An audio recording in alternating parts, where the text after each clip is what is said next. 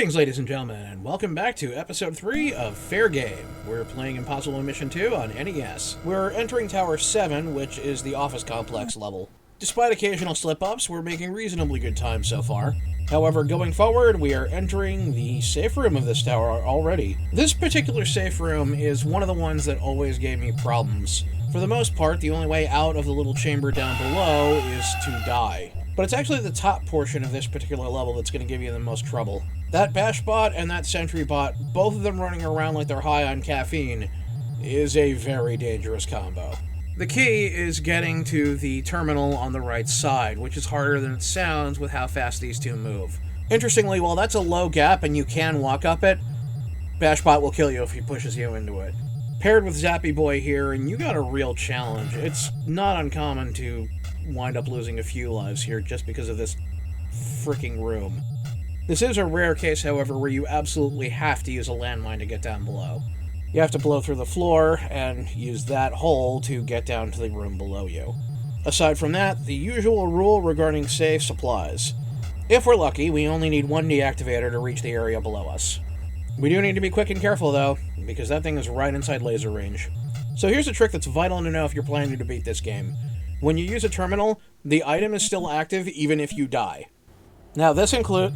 Oh! Hey! You'll love to see it. 2 for 1.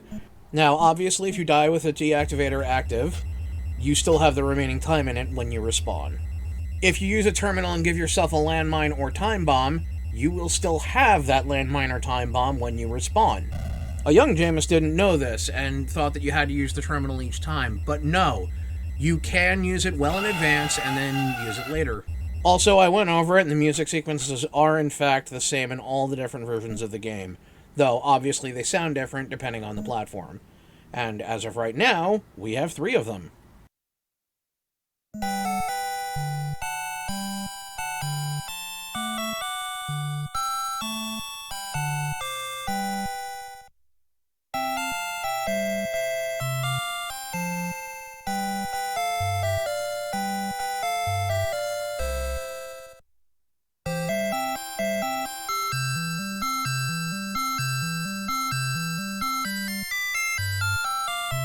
This currently means we're actually halfway to go on this particular adventure. We've got 3 of the 6 music pieces, provided no duplicates, of course. Though I do feel that now is a good time to point out that I was actually able to beat the game on my original game cartridge, and for a very interesting reason. As it turns out, the NES version of Impossible Mission 2 does allow you to save your data. It uses flash memory as opposed to actual battery backup, so you can't just power down the console and then return to it at a later date. But so long as the console remains on and plugged in, it will hold on to the data. And all that said, look who it is! Ladies and gentlemen, I give you Squatbot. This little pallet jack robot is probably the single rarest enemy in the game, and it's not really much of an enemy, though it can kill you if it squashes you into something. Its main purpose is actually to make your platforming easier, such as here, where you actually need to use it in order to get up to the higher floor. Of course, now that we're up here, all we have to do is move around and... Damn it. Well, now I'm stuck. Alright, let's try that again, this time with a lot less of me screwing up. The good news about this room is that it's actually really hard for Squatbot to actually kill you here, and it's pretty easy to land on the platform, but it's always time-consuming. Never, like, overtly time-consuming, like, say, dying is, but it'll always take a while. I am pretty sure that Squatbot is the only robot in the game that is almost exclusively helpful to you. The only problem, of course, is that we have to get both Pestbot and Squatbot to cooperate with one another, and the player. I know you probably won't believe me at hearing this, but I've actually done this room with no mistakes in the past. Obviously not today, but I have done it in the past. The good news is that once you're actually past the sentry bot, the bash bot can't kill you if you manage to land in a certain way. And I'm pretty good at landing in that specific way. And speaking of landing on things, Pestbot, can you please work with me here? I kind of feel like if you have a pet, Pestbot would make a good Halloween costume. And there we go, finally. Now that we can get up here, all we have to do is avoid Sentrybot and strip mine this area of all of its items.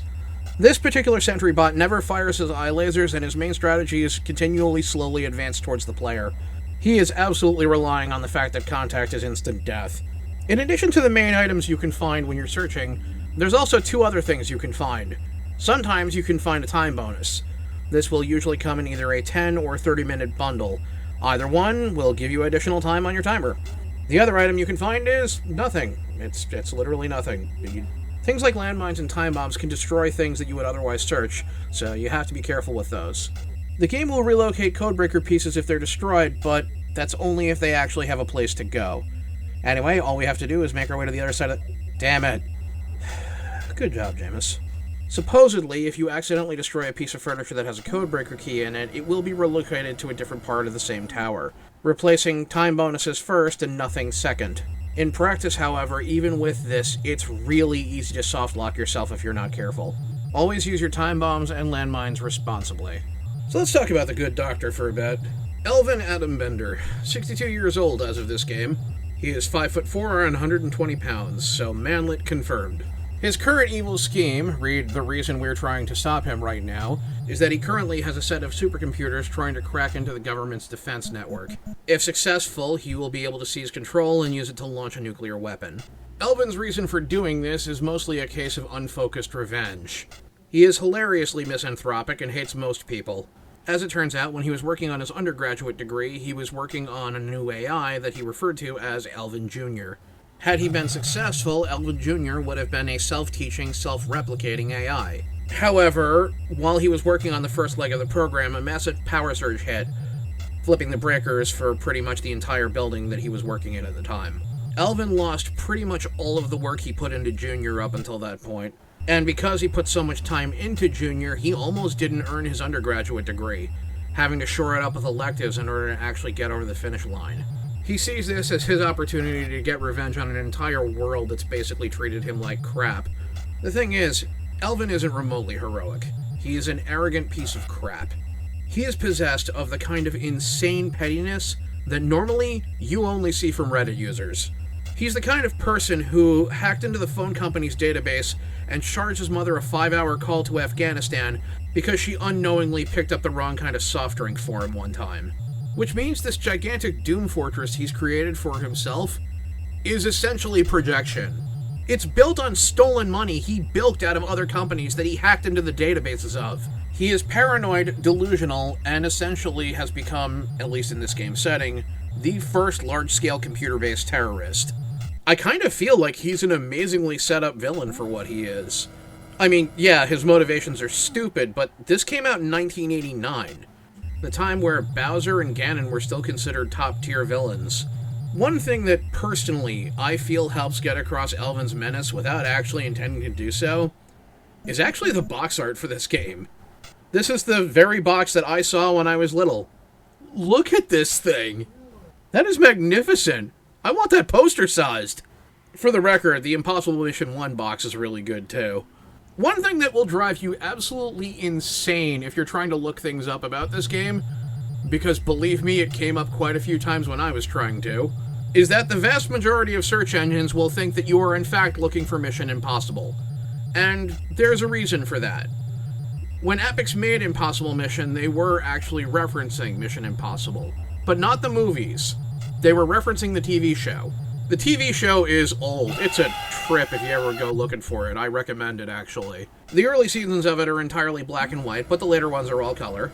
It had this really awesome intro sequence where someone would light a fuse, and as it showed a bunch of intro shots, you'd see the fuse slowly burn down. It's a really cool idea, and it's often been imitated. I really like that Epix chose to wear their inspiration so clearly on their sleeve like that. They didn't have to, but they did. It's the kind of reference you'd only see made by a bunch of 1980s turbo nerds like the guys at Epix. And ironically enough, I'd say it's actually far from the only one. If you ever take a look at Impossible Mission 1's Sentry Bots, they actually look a lot like Daleks from Doctor Who, which always did make it a little entertaining when Elvin did his "Destroy him, my robots" every time you entered a new room. Destroy him, my robot. When I tend to look back on unlicensed games that were mostly available during the NES's heyday, there are a few good ones. Most of the stuff that Tengen made is okay. But there's also a lot of bad. Most of Color Dreams and subsequently Wisdom Tree's back catalog, for example. Though, admittedly, even they have some winners. Spiritual Warfare is really competent for the day. Interestingly, unopened copies of Impossible Mission 2 on NES can actually run for several $100s depending on which box that it's in. If you have the original run box like I did, that actually can run you almost $300 for a full copy. And that's an unlicensed game that a lot of people don't think is very good. I disagree with that sentiment, obviously. But I am openly biased in favor of this game, and I'm not afraid to admit that. So far, it's been pretty procedural for us from here. We've been going room to room, searching as we can, and trying to get as many items as possible so that we can hopefully get together all the codebreaker keys. We've died a lot, and that's cost us quite a bit of time, but we're still well within our envelope, and hopefully we're closing on the objective now. Indeed, if everything went according to plan, then we're just a hop, skip, and a jump away from the next tower. And thank God, because this was a really rough one. I don't really think this particular tower was that bad on its own, but rather, every small problem tended to escalate into a bigger one. I can kind of liken the experience to watching my mom try to unpack and then repack a suitcase. At any rate, we will be significantly better off once we've left this particular tower behind us. It's just a matter of walking on over to the gateway and breaking out our codebreaker and doing our usual thing. Alrighty, so let's pull on up and we check it out. First number is 0, second number is 4, and the third number we don't have. God damn it. Which means we need to go back to the previous rooms and scour them looking for that remaining codebreaker number. It's for column 3, which means it's a green one. So all we have to do is go back to the previous rooms and see if there's any items we can pick up. This just got a lot more complicated and is usually where a tower starts to get a lot worse. In my experience, if you don't have the keys after your initial sweep, usually that is a dead giveaway that it's in one of the ones you really don't want to be gunning for. But right now, gun for it we must. The good news is, I have a reasonable assumption of where it is. There are 2 main rooms that I'm thinking it could be in. It's either in that one room with the Squatbot and Pestbot, and it's the one item in that room I didn't pick up earlier because I fell through the floor, or it's in that other room with the phone all the way up above everything else that you have to jump to. We're going to try going for that one first, if only because I really don't feel like another episode of the Squatbot and Pestbot show. We also need to check that one cabinet down there, and that's going to be a little bit of a challenge to get to, but not something impossible. All we have to do is get over there and... You know, it just dawned on me, I probably would have survived that if I had actually used a platform reset. It's not like I don't have a bunch of them by now. This is what I'm talking about! Well, no problem. All we have to do is get our way there, and we can get the last item in this room.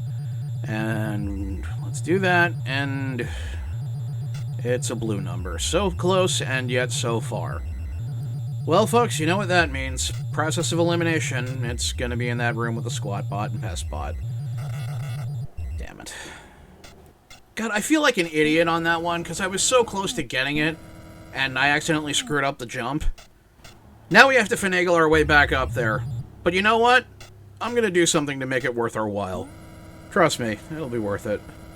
While I'm solving this particular conundrum, however, let's talk about the different versions of Impossible Mission 2. The Commodore 64 version is a little bit less colorful, but it runs much, much faster. It also has a slightly different behavior for the sentry bots, which fire single-target lasers as opposed to the burst lasers that the ones in the NES do. The Amstrad CPC version runs the worst, but it's still playable. It doesn't have any of the digitized speech, however, and the movement is a little bit choppy and hard to predict. With a little bit of practice, though, it is a good game. The Atari ST version looks absolutely phenomenal and runs extremely well, but its sound effects are tinny and squeaky. Not really anything you can do about it, it's a product of the hardware. The Amiga version is similar to the Atari ST version, runs a little bit worse, but makes up for it by having fully digitized audio. Sounds much better. The MS-DOS version only has PC speaker audio, which kind of sucks. But it does run really well, and it is the only version of the game that's currently commercially available on Steam right now. The NES version has an altered color palette, and runs a little bit slower, but the rest of the game is adjusted to compensate. It plays really well despite everything, and it's a pretty good time. The ZX Spectrum version looks and sounds terrible, but it actually plays okay. The version that looks, sounds, and certainly plays the worst, however, is the Apple II version. which gives you hypersonic speed in the hallways, and then you slow down to normal speed when actually in the rooms. It is nigh on impossible to tell what the individual robots are in the Apple II version, because they are all an indeterminate mass of gray pixels, vaguely in the shape of the thing they're supposed to be. And now I think it's time we take a moment and get some revenge. Let's just set us a landmine, and... You know, they say it's the little things in life that give you joy. Alright, enough lolzing around. Let's work our way past that bash bot and hopefully get the final key item. You know, I think I have something in my soundboard for moments like this. There he is! God bless you, Eric Estrada. Alright, with this, hopefully, we've gotten everything we need to open up the door ahead. Because I really can't remember any other items I left behind. So, we'd better hope for the best. I personally apologize for how much of an absolute nonsense fest this particular episode has been, because I wasn't expecting it to be like this. Really, I wasn't. It's just, this is how the game turned out. On the plus side, that was exactly what we needed, so there we go. Final code 049. From here, we move on to Tower 8, which is primarily used for warehousing. So stay tuned for next episode, where the enemy may or may not try to kill us with a forklift.